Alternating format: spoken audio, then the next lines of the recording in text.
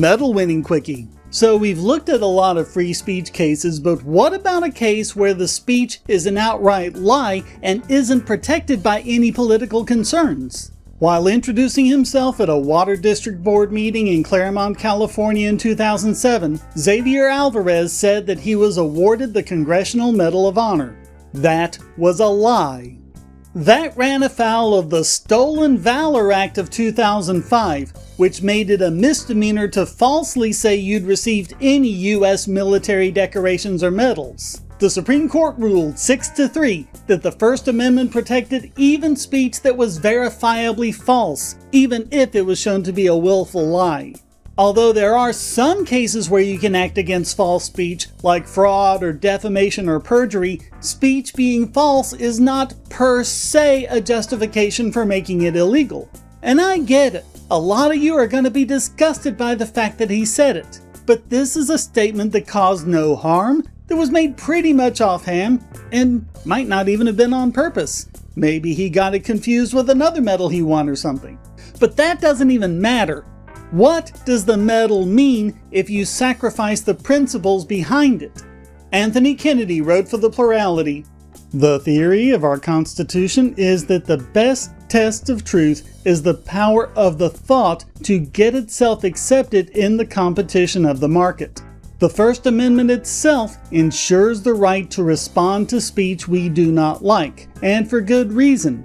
Freedom of speech and thought flows not from the beneficence of the state, but from the inalienable rights of the person, and suppression of speech by the government can make exposure of falsity more difficult, not less so. Society has the right and civic duty to engage in open, dynamic, rational discourse. These ends are not well served when the government seeks to orchestrate public discussion through content-based mandates." Dang, that man could write! He even referenced Orwell's 1984, quote, "Permitting the government to decree this speech to be a criminal offense, whether shouted from the rooftops or made in a barely audible whisper, would endorse government authority to compile a list of subjects about which false statements are punishable. That governmental power has no clear limiting principle. Our constitutional tradition stands against the idea that we need Oceania's Ministry of Truth."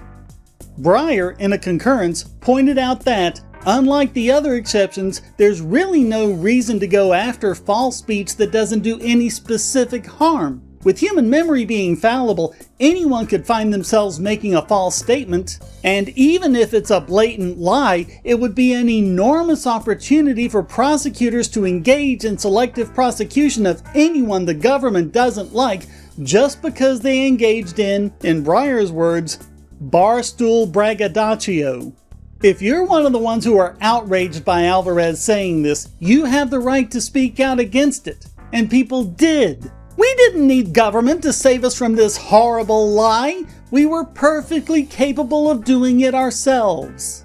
Besides, Alvarez ended up being his own worst enemy. He ended up being convicted of misappropriation of public funds, grand theft, and insurance fraud.